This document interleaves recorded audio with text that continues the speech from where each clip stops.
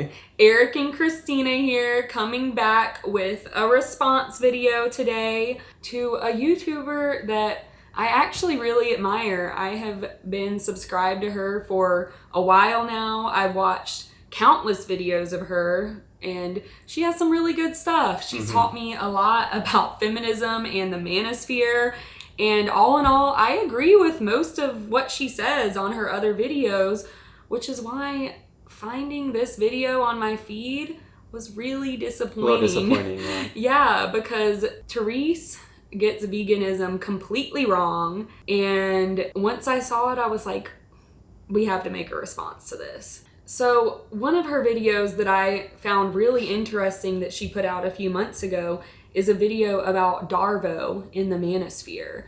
And for those of you who don't know, DARVO stands for Deny, Attack, Reverse Victim, and Offender.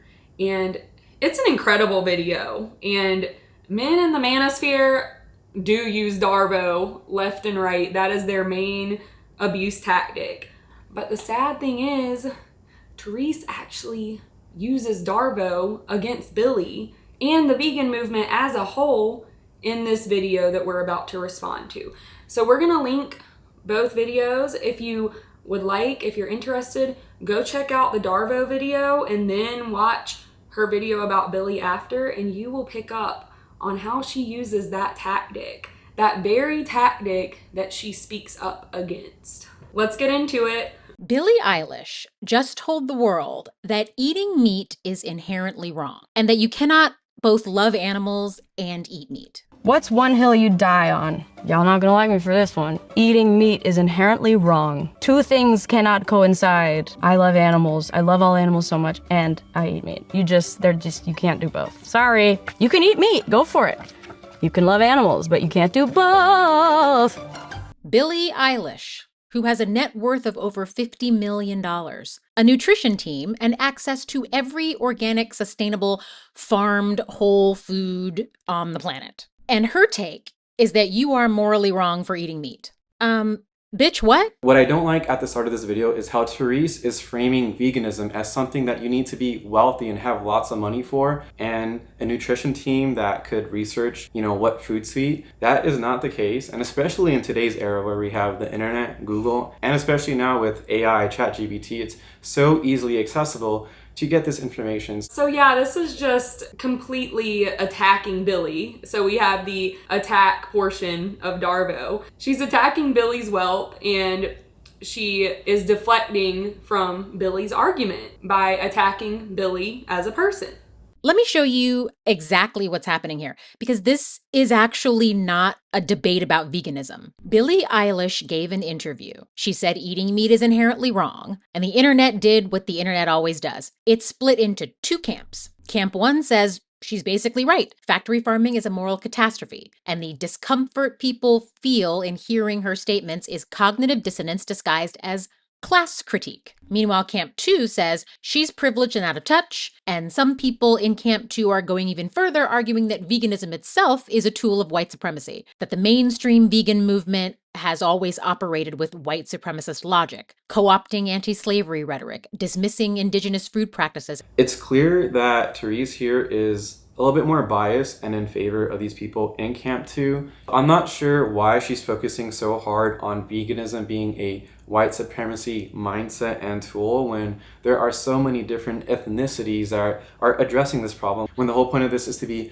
against animal exploitation. It was never meant to be a tool of white supremacy. No, veganism at its core is left-wing ideology. We are against exploitation as a whole. Veganism focuses on non-human animals explicitly. The definition of veganism is that humans should live without exploiting other animals. Of course, there can be intersectionality, and there is, and many vegans do believe in intersectionality. We aren't a monolith, okay? There are the Gary Yourofskys out there who are more like right-wing vegans, but that's not a direct reflection of our entire movement.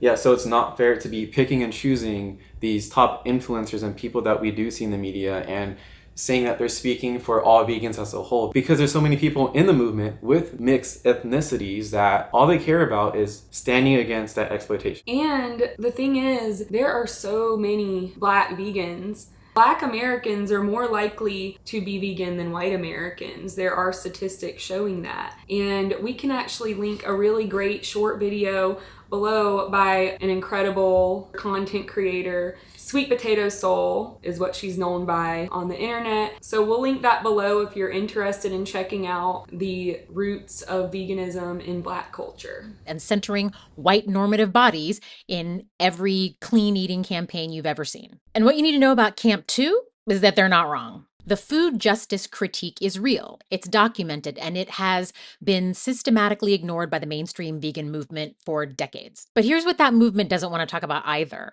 The alternative has the same problem, because the produce industry, the one that supplies every Whole Foods, every farmer's market, every aesthetically lit vegan meal prep video, is built on the labor of farm workers who are disproportionately undocumented, disproportionately Latin American, and disproportionately female. Women who face some of the highest rates of workplace sexual violence of any industry in the United States, who have no union protections, who are excluded from the basic labor rights that cover almost every other American worker. So let's be precise about what we're actually choosing between here. Meat, produce. Both industries are extractive. Both externalize their costs onto the most vulnerable people in the supply chain. The suffering just happens in different zip codes. So she says we're choosing between meat and produce by being vegan or being not vegan, which is actually incorrect because the majority of non-vegans also do consume produce as well. And by consuming meat, they're actually consuming a lot more produce indirectly because those animals that they're eating also have to consume produce. Feed, yeah. So this argument just doesn't stand. It amplifies it. Yeah, it amplifies it, essentially. I mean, we have to eat something, right? Or else we will die. We're gonna die. Billie Eilish either doesn't know that or doesn't care. And most vegans, including the ones with the most sophisticated food justice analysis, tend to go quiet when you bring that up. And that's because this conversation... We didn't go quiet. Just saying. Isn't really about morals or ethics. But I'm going to tell you what I think it's really about. So she said these vegans who are aware of this sophisticated food injustice are not considering morals or ethics. We are. And for those who are probably finding out this information that you just presented, you know, I'm so grateful for that. And I do agree that the conditions that these workers are going through are pretty horrible. That might stun some of us, but the focus on veganism, as we've mentioned, is the animals. That is clear. And it's not to take away from people who are working in those fields, but it's just fighting a different battle. We don't want these workers in the animal agriculture industry to be working in these conditions because it is horrendous to both people and the animals, of course. Workers in the animal agriculture industry, slaughterhouse workers, they are some of the most abused workers. And Therese just completely leaves that out of her video. She's only wanting to talk about the produce workers. Girl, like, so all you care about is the produce workers? You're saying all we care about is the animals. I just can't. All right. The real issue at hand is legibility, the quality or state of being legible, understandable, accessible, comprehensible, the ability to understand the argument of your movement. Sit with me here for a second. Because the idea that some suffering counts and some suffering doesn't, and that the counting is never random, like everything, this is not new. Okay, so what she's saying is that vegans are saying that some suffering counts and some doesn't, that we don't care about human suffering, but actually it's the majority of non-vegans who are saying that some suffering counts and some doesn't. The animal suffering does not count because they're different than us. That is an argument that many non-vegans make, but she's saying that we're the ones making that argument? No, all suffering counts to me. I want to minimize suffering, but veganism at its core isn't even about minimizing suffering. It's about not exploiting others. So, you know, there's always going to be suffering, but there should not be intentional suffering at the hands of humans. The ethical consumer has a history, and that history tells you everything. In the 1790s, a group of Quaker abolitionists in Britain created what they called the free produce movement. The idea was simple. If you buy sugar grown by enslaved people, you are complicit in slavery. So stop buying it. Instead, buy free produce. Produce grown without enslaved labor, slightly more expensive and sold in dedicated shops. Sounds reasonable enough, right? This is functionally the first ethical consumer movement in the Western world, and it failed.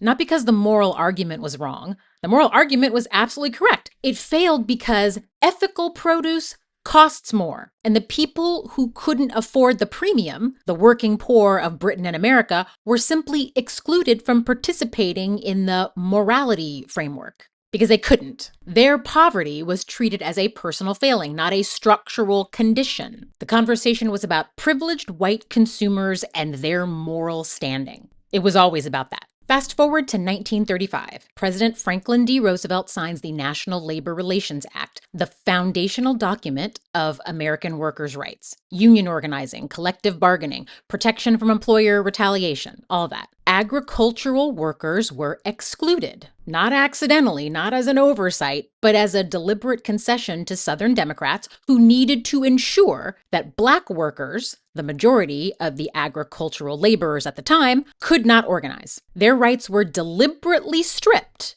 out of the National Labor Relations Act because Southern Democrats wanted to keep Black agricultural workers unprotected. Now, I agree with her that the free produce movement was doomed to fail by putting it all in the hands of consumers because, frankly, it was just hard to track. Like, people could lie and say that the produce they were selling didn't come from slave labor. I mean, there was no regulation on it. So it was extremely hard to track that. And yeah, we needed slavery to just end. So of course it ended up failing, but thankfully slavery did end within the century of the free produce movement. So veganism is different than the free produce movement because you know when you are consuming meat or dairy, leather products, that is traceable.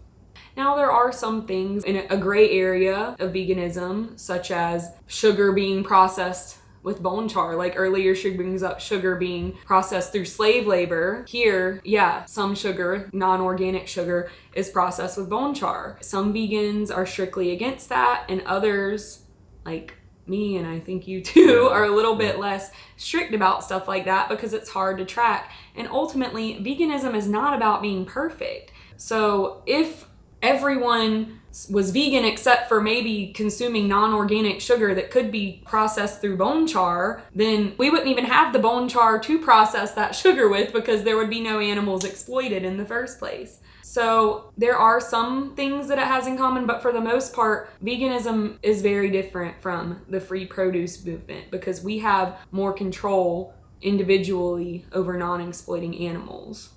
The exclusion was race neutral on its face, but it was racial by design. And it was also gendered, because domestic workers, overwhelmingly women, overwhelmingly Black at the time, were also excluded at that same moment by the same logic and for the same reasons. That exclusion has never been fully corrected. Agricultural workers in the U.S. still do not have the same federal organizing rights as other workers. They are still, 90 years later, outside the architecture of labor protection that covers almost everybody else. Who grows the produce in the clean eating movement? Of the estimated 3 million migrant and seasonal farm workers in the U.S., over half of them are undocumented. Approximately 20% are women, and 80% of Mexican and Mexican-American women farm workers report having experienced sexual harassment or assault in the fields. In the specific fields where your organic kale comes from, because organic farms also use migrant labor. These women grow the food that gets photographed for the wellness industrial complex. Their labor makes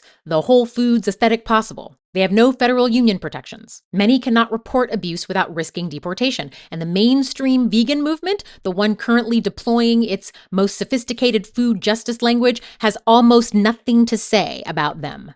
Okay, here She is using a common fallacy called the perfect solution fallacy. So she's saying that because veganism doesn't speak up directly about these issues, she's making it seem like veganism has some fault in this. Yeah. And because vegans eat organic kale, we have some fault in this. Like we said earlier, veganism is not about being perfect. We just simply can't be. I mean, there's a saying, there's no ethical consumption under capitalism, which I think can be a cop-out for people who don't want to try to be more ethical. Like, they're just like, fuck it. But there is some truth in it. There is no way to trace if my kale was produced by somebody who was assaulted while working. And that's horrible. That's a horrible truth. But if we can't grow all of our own food, then we have no way of knowing. Also, kale is not what's replacing meat here. Once again, non-vegans eat kale. Because here's what the ethical consumer framework requires to function. It requires a visible harm and an invisible worker. The factory farm is visible. The suffering of animals is documentable, filmable, shareable. PETA built an entire media empire on it. The farm worker's sexual assault, that's not visible. It happens in a field, reported to no one, absorbed by a body that cannot afford to refuse her shift tomorrow. Animal farming and produce farming. Both industries are built on extracted labor. Both externalize their costs onto people with the least power to resist. But only one of them gets to be the ethical problem in this conversation. So Therese is saying here that there may be some vegans who are aware of these terrible conditions that the laborers are going through, but that once they make that acknowledgement that they are blinded about their moral framework prioritization, in which I disagree. And as I said, veganism is the focus on animal exploitation, but the fight on animal exploitation does hold heavy weight considering that victims are actually dying at the end. And again, this is not to discredit what is happening to the workers. And like we said, of course, we don't want people working here nor having those bad conditions, but both veganism and fighting for these workers' rights can be neutral. And trying to end this animal exploitation is a big part of that, of this disgusting industry.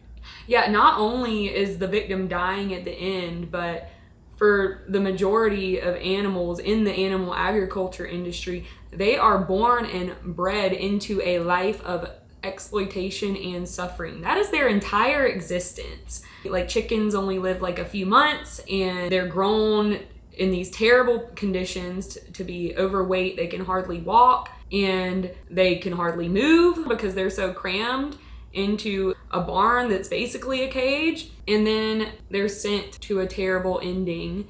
So animals are sentient, they are someone's, and they do deserve someone to fight for them. And frankly, there are not a lot of vegans out there. There are not a lot of people standing up for animals. So when we do become vegan, we realize that since not many people are standing up for these animals and they can't speak for themselves. And they're going through so much Yeah, and they're too. going through so much. Someone has to speak up for them, or else no change will ever happen. So that is why we dedicate so much time into speaking up for animals. And that choice about which suffering is legible enough to anchor a moral framework, that's not neutral.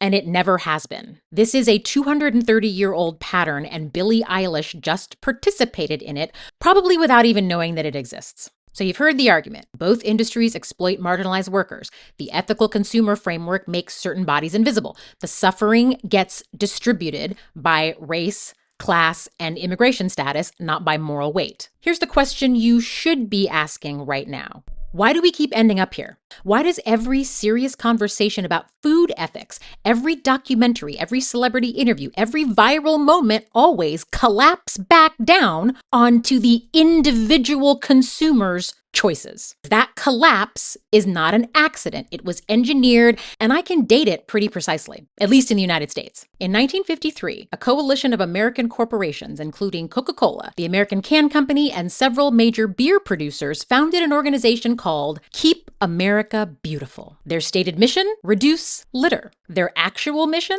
Stop the environmental movement from targeting them. This was the first organized corporate greenwashing. Greenwashing is a form of advertising or marketing spin that deceptively uses green PR and green marketing to persuade the public that an organization's products, goals, or policies are actually environmentally friendly when they're not. Because at that moment, environmentalists were starting to do something genuinely threatening. They were going after producers, demanding that industries be held accountable for the waste that their products were generating. And so the industries created Keep America Beautiful, which introduced America to an entirely new concept, the litter bug, the individual who doesn't care. Okay, there are so many problems with this argument because she's talking about the companies coming together to put it in the consumer's hands, which is true. Like, I agree there, but that does not directly correlate with veganism. I mean, what? Does she think that the animal ag industry is going around and promoting veganism? Like, absolutely not. These industries hate vegans. They want to do anything in their power to stop the vegan movement. They've tried to pass laws where you can't call plant-based butter, plant-based milk. With ice cream, it worked. In the United States, you cannot call vegan ice cream on the dessert package. It has to be called like non-dairy frozen dessert. So yes, while things should not always fall on the individual consumer to do everything, we do have responsibilities as the consumer to make the best choices that we possibly can. And also, how can we ever expect change to happen if we don't change ourselves first?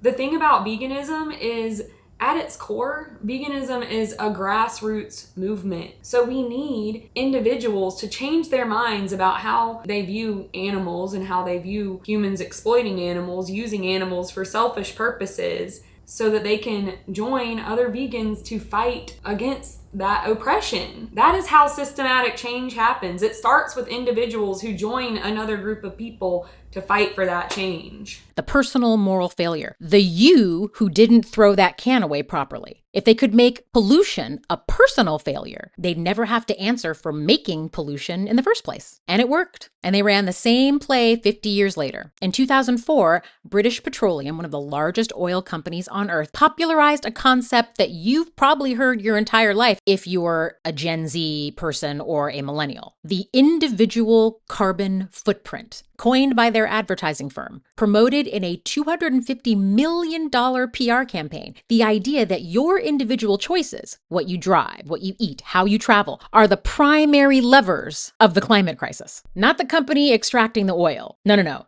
You, the ethical consumer, is not a natural moral development. It's a PR category that was invented by corporations to ensure that accountability lands on individuals and never on supply chains. Now, here's where it gets specific, because there is an ethical consumer movement with a documented history, and it looks almost nothing like what Billie Eilish is describing. Decades ago in Delano, California, a coalition of Filipino and Latin farm workers walk off of the grape fields, demanding union contracts, better wages, and basic labor protections. Dolores Huerta, co-founder of the United Farm Workers, a woman who would become one of the most consequential labor organizers in American history, leads the national consumer boycott. The boycott is a consumer action, but it's not asking consumers to be moral. It's using consumer pressure as a lever, a mechanism to extract specific material concessions from specific employers. And it has an endpoint. When the growers sign the contracts, the boycott ends. Because the goal was never permanent individual moral vigilance. The goal was union recognition, legal protections, a structural change. In 1975, California passed the Agricultural Labor Relations Act, the first law in American history to guarantee collective bargaining rights to farm workers. And it happened because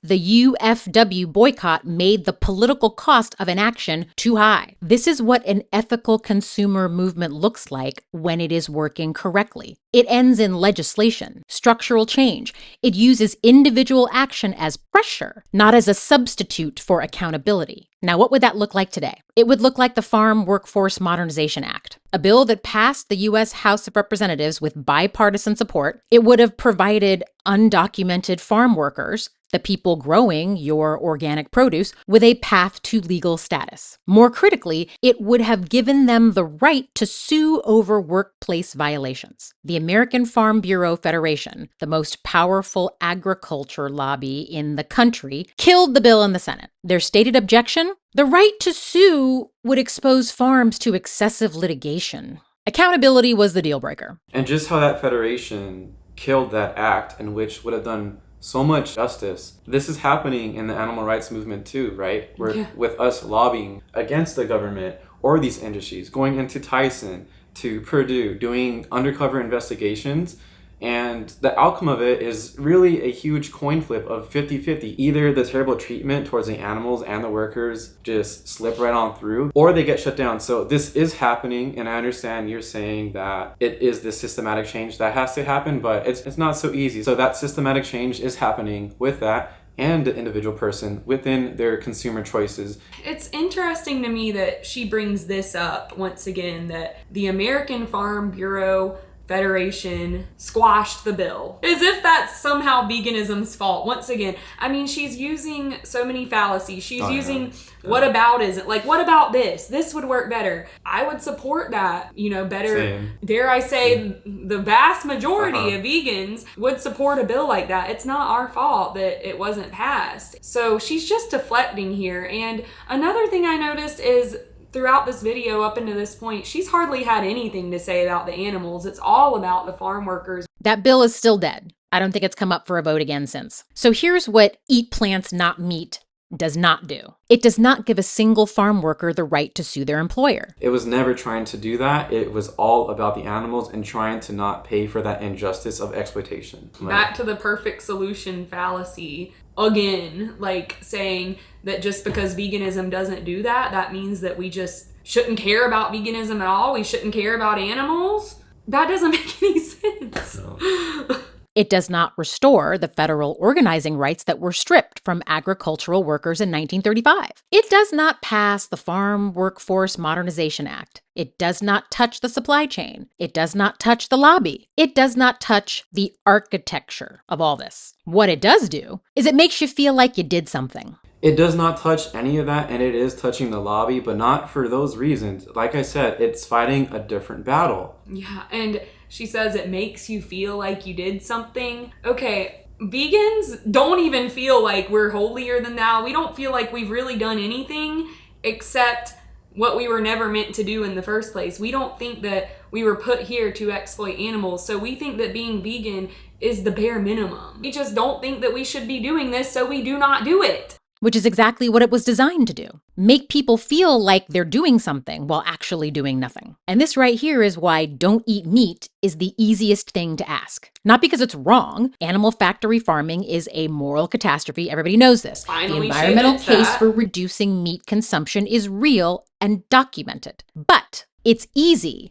because it leaves everything that matters completely intact. The much harder thing to ask, the thing that Dolores Huerta was actually asking, is which specific institution is accountable and what specific change are you demanding from that institution? Billie Eilish doesn't have an answer to that question. Neither does the vegan movement that's calling her a hero right now. No, that's just, we do have an answer. We do have an answer to that. And we are fighting that, as we've been saying throughout the video. We are fighting the industries that exploit animals. I don't know why it's so hard for her to understand that. Once again, she's only looking at the little trendy like food pages and whatnot and calling that veganism.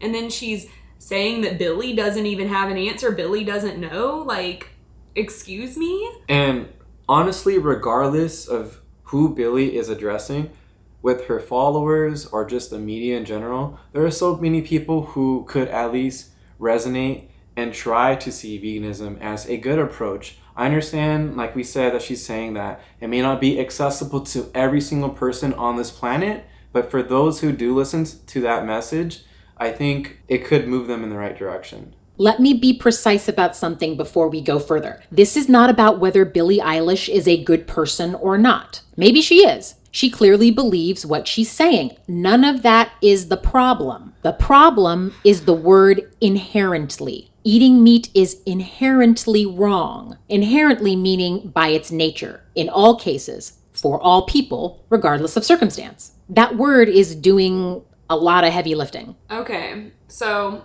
I do want to say, I actually agree with Therese here that Billie's word choice was not the best. Yeah, it was not. She said it in a kind of cheeky way, in an interview, and it was just kind of like, it was like a hot take situation, and she just kind of said it, and we all kind of say things wrong sometimes, we're human, like, we don't say things perfectly. I don't actually think that eating meat in itself is inherently wrong. If it's a necessity, like for our hunter-gatherer ancestors, they did not have a choice but to eat meat. For them, it was not inherently wrong. What is inherently wrong is using animals for selfish purposes. Yeah, exactly. Billie was not trying to address, and I believe you mentioned in this video, the 13% of people who may have a harder time with their food choices. But what about the 87% of other people? There's so many people who can.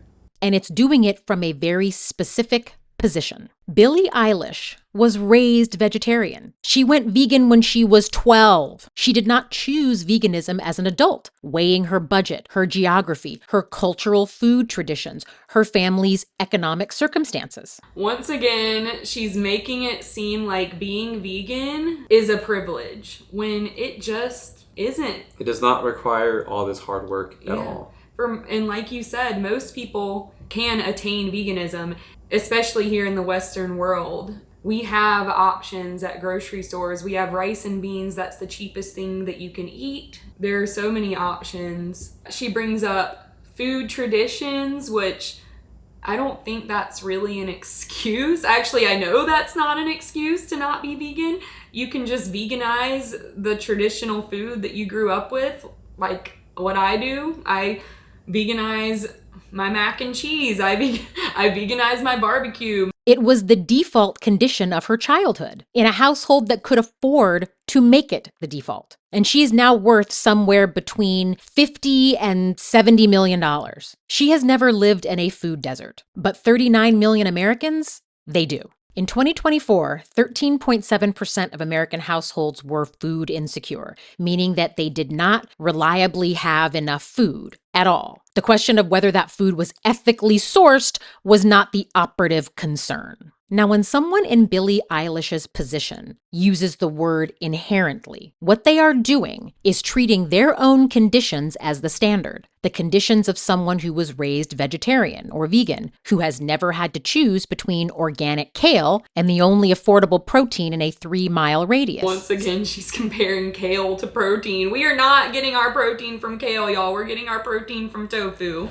This may be coming from Billie's position, but I think it's also important that the audience and their ability and choices are considered as well, right? Because not everyone is in a food scarcity. And so if someone has that ability, then they should, especially if they think it's wrong. Yeah, once again, she's using whataboutism here. What about the people in food deserts? And she's also harping on the word inherently. She's really just tearing Billie to pieces for her word choice, which I said earlier, I agree with Therese, but we cannot hold everyone accountable all the time when we say things wrong, Yeah, of course, there are people in food deserts, and that is not who Billie, I believe, was intentionally targeting when she was saying this. I think she was targeting the majority of Americans and the general public who do have that choice in this modern day and age. Year of our Lord 2026. Even in food deserts, I really don't want to speak to that because I have never lived in a food desert, thankfully. But there are rice and beans available. There are ways to be vegan even in food deserts. Someone who has access to every option that most Americans do not. It's giving white feminism.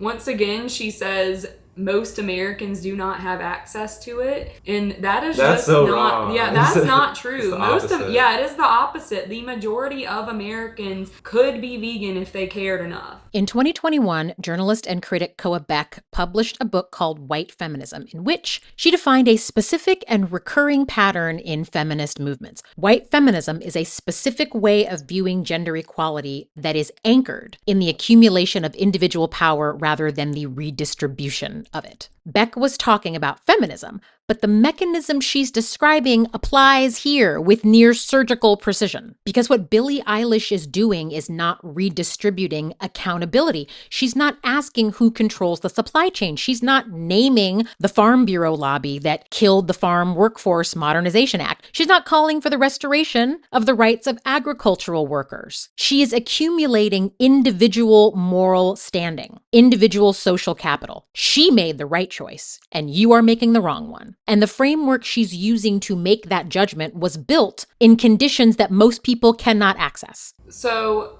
she's angry that Billie is not speaking up for every issue, which it's like, come on, dude. We all have things that we're more passionate about. Therese herself, most of her videos are about feminism in the Manosphere. That's what she's passionate about. And I understand Teresa critiquing Billie's choice of words, but yet again, only once or twice you have mentioned that what's going on with the animals is catastrophic, but you still aren't really showing remorse or solution. And yeah, Therese might not be passionate about animal rights, and I'm not going to go into her comments and say you're only talking about feminism and not animals, because I understand that different people have different knowledge and different passions and use their platforms for different things. This is what privilege always does when it means well. It universalizes from an exempt position. And here's where it connects back to everything we've covered. The ethical consumer framework, the one invented by Coca-Cola and BP, the one with a 230-year genealogy of making certain labor invisible. So she's admitting that the ethical consumer framework was invented by Coca-Cola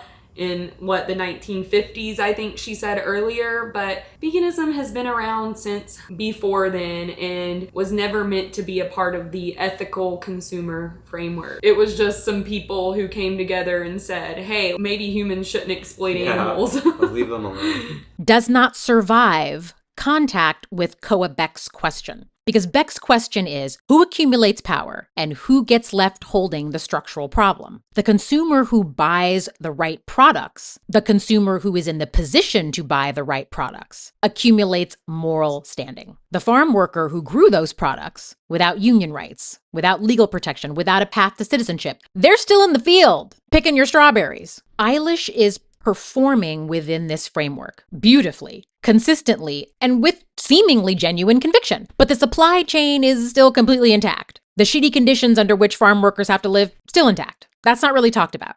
And that's all Billie's fault, that all of that is still intact. Once again, DARVO, she is denying that using animals for our selfish purpose is inherently harmful for animals. She's attacking Billie and saying, well, this and this and this, she hasn't done this. So literally making her the offender.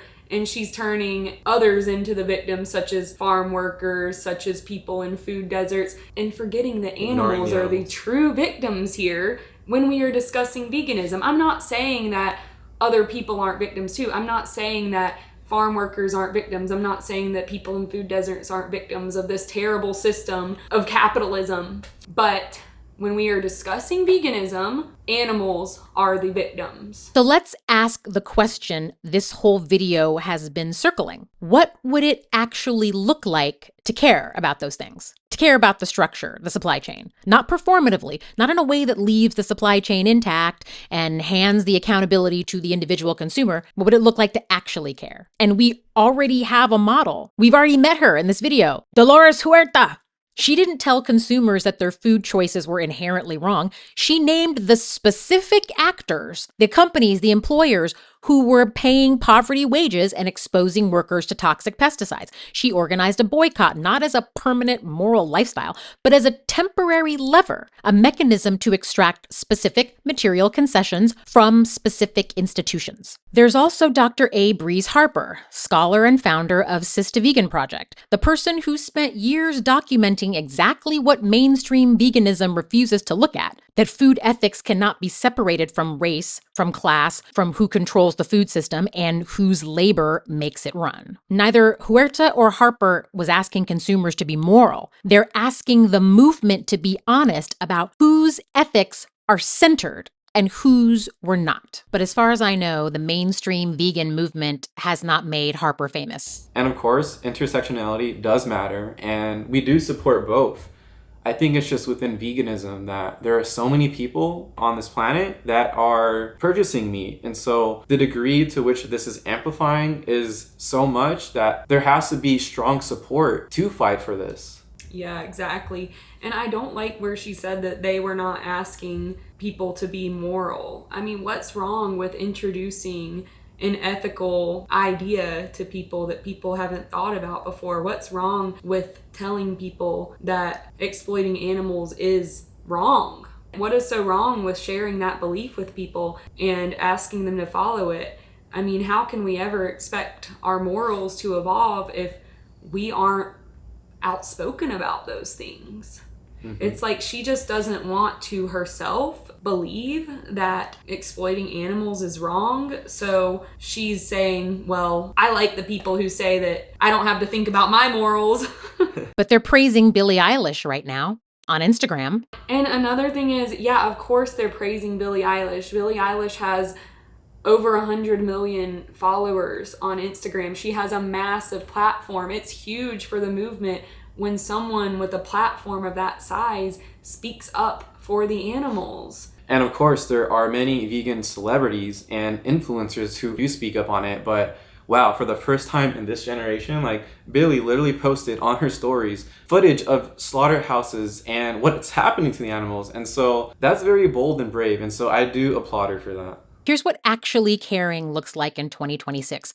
It looks like calling your senator and demanding a vote for the Farm Workforce Modernization Act, a bill that passed with bipartisan support that would have given undocumented farm workers a path to legal status and the right to sue over workplace conditions. Now, I know we got a lot going on politically in America right now, right? I get that this might not be top of priority, but it should have been top of priority for these vegan movements forever. I actually did call my senator recently. So vegans can do that too. And she has no clue if vegans are doing that or not. There's no way of knowing who's calling their senators. Just like there's no way of us knowing if us calling our senators is doing any good. Yep. But we do know that by not consuming products of animal exploitation, that we are not participating in upholding this horrendous industry. And as far as I know, it hasn't been. Actually Caring looks like supporting the coalition of Immokalee workers, the farm worker organization that has done more to reduce. I dislike how you say actually caring. I know. Because there is care in this, but maybe not to your standards because it doesn't feel intersectional. It can be. Yeah, exactly. Like, we do care. We care about multiple things, and we could say the same thing to her. Like, actually caring would be not participating in animal exploitation. To us, that's what actually caring looks like too. That's a part of actually caring. But she only cares about certain things as well, and she's blaming vegans for not caring about all the things that she cares about when she doesn't even know. All she's looking at is mainstream vegan media. And while that is the focus of your video is still suppressing the entire message that we are advocating for. Sexual violence and wage theft in the Florida tomato industry than any ethical consumer campaign in American history by going directly after Taco Bell, McDonald's, and Whole Foods at the supply chain level until they signed enforceable agreements. And we are doing this, for example, with Whole Foods and Trader Joe's and other grocery stores. Whole Foods, they were using monkey labor to source their coconuts, but we've protested against that and made them stop. So we're doing that on so many different levels. Yeah, but once again, she's not even talking about animals here. Like, she's saying that vegans need to be fighting for humans, which is fine. We can fight for humans, but the core of veganism is fighting for non-human animals. Another thing about food deserts is, yeah, that's definitely a systematic thing. And if we did live in a vegan world, then we wouldn't have to worry about people not having access to those. And also, it would be more efficient because we wouldn't need to be providing so much resource for these animals that people are eating when we could go directly to plants themselves. We could feed so many more people if we had a plant-based food system. It looks like asking every time someone hands you an individual moral choice, who benefits from this being my problem? This all clicked for me when they started passing bills requiring paper straws. Remember that? I was like, wait a minute here. Never mind the oil and farm industries. Oh no, it's my straw that's destroying the environment, right? Veganism? That doesn't apply to veganism. Yeah, that's not the same as a paper straw. Yeah. Like, I think it might have gotten a little misconstrued, like in 2019 when veganism was trending on mainstream media more, and vegans were talking about veganism for the environment, veganism for your health, because it is better for the environment to be vegan, and it is better for your health for the most part if you do it right. But we kind of lost the actual meaning of veganism through that. I feel like a broken record in this video, but the actual meaning of veganism has nothing to do with that stuff. It's about not exploiting other animals. And by other animals, non-human animals, we specify that because humans ourselves are animals. And I actually saw this Instagram comment yesterday that really hit me. Someone had posted on Instagram, a vegan influencer, saying that animals are just like us, which is why we should not exploit them. And then I saw someone commented and they said, animals aren't just like us. They are us. We are animals. Billie Eilish has 124 million Instagram followers. She's worth over $50 million, and that's a low estimate, by the way. She has a platform that most of the people growing her food will never see and will never have. If she used that platform to demand passage of things like the Farm Workforce Modernization Act, specifically, publicly and persistently, that would be food ethics. Because all of these things are part of the same system. You cannot expect people to not eat meat when you have all these other interconnecting things going on that prevent them from making those choices. I don't understand why we can't expect people to not eat meat. And it's also so much more than just not eating meat, by the way. It's not eating all forms of products that come from animals. It's not participating in entertainment by animals. It's not buying clothing by animals. It's so much more than just food ethics because it is literally a philosophy. If she used that platform to name the American Farm Bureau Federation, which killed that bill, and explain what it would cost them to face a consumer backlash at scale, that would be food ethics. Has she done these things? Did I miss that news story? If she has, please let me know in the comments. But as far as I know, she has not done those things. And most mainstream white-led vegan organizations haven't really focused on those things either. What Billie Eilish did instead was tell people whose food choices are constrained by poverty, geography, and a supply chain designed to keep agricultural workers invisible that their choices are inherently wrong. That is not ethics. Once again, she is not talking directly to those people. Therese is just nitpicking here and saying that that's who's Billie's targeting here. As if Billie got up on the stand and said, hey, all you people in food deserts, you're wrong. No. Once again, she's talking to the general public who do have that choice. The vast majority of people. Took the words right out of my mouth. The food system in this country is broken at the structural level. Both industries, meat and produce, are built on extracted labor. Both externalize their costs onto the most vulnerable people. Both are protected by lobbies that have spent decades ensuring that the blame lands on individual consumers and never on institutions. Yes. The question is never just Yes, both do. One exploits animals and humans, while one exploits humans, but people have to eat one of them anyway because we have to eat something.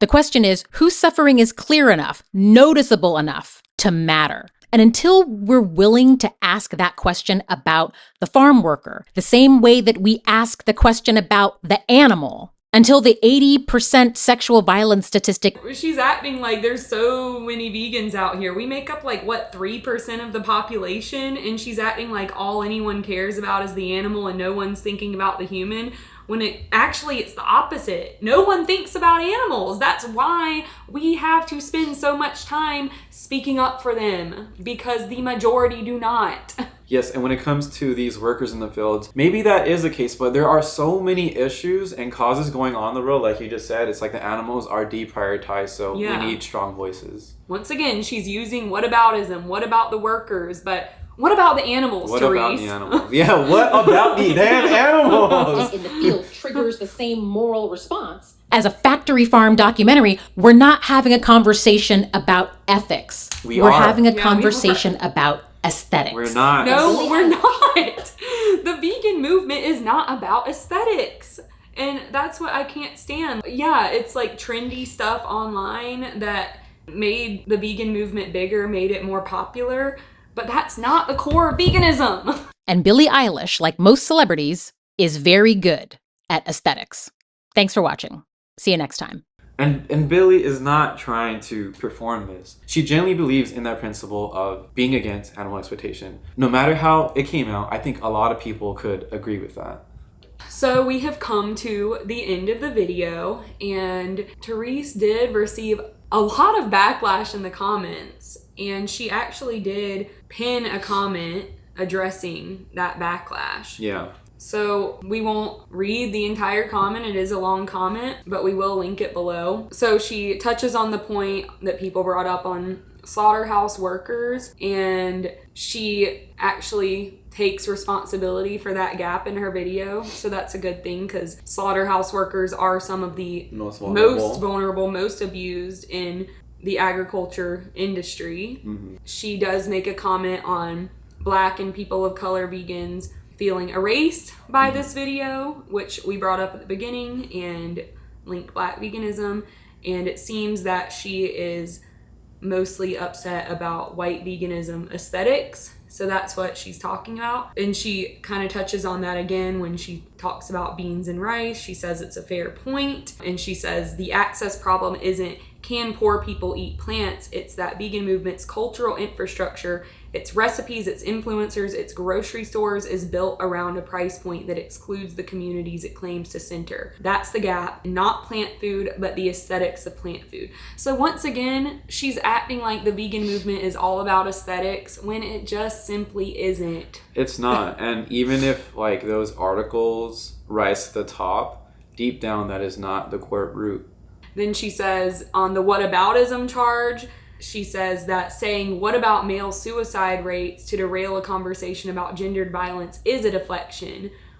But saying what about the farm worker who grew your ethical meal is not a deflection from animal welfare. It's a demand that framework be complete. These are not the same rhetorical move. You can hold both.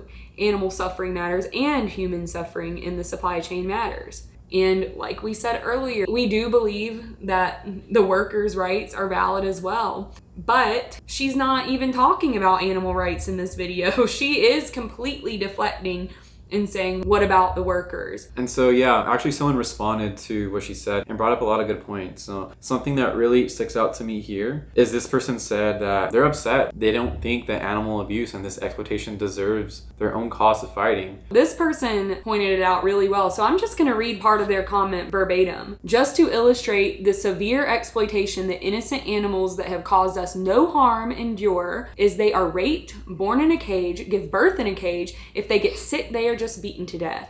Turkeys are forced to sit in a cage in their own feces and urine, and cows and chickens are raped and then have their babies and calves stolen from them. Newborn baby chicks are thrown into a blender alive because they are male and they can't get eggs out of them. Pigs are gassed, which is incredibly painful, just like in Nazi concentration camps. So with all these horrific conditions that these animals are put through, imagine humans having to go through that, but then being amplified in the billions, actually trillions, including sea animals. And so it feels more like Therese is focusing on veganism being more of a diet than the whole principle of being against all of this kind of shit. The animals do deserve their own movement. So I don't know why she doesn't understand that. We can still care about all these things, but let's focus on the animals when we're discussing veganism. She did recognize some of her flaws in her video, but all in all, she's not taking total accountability and seeing how her video is using DARVO, how her video is deflecting and using common fallacies.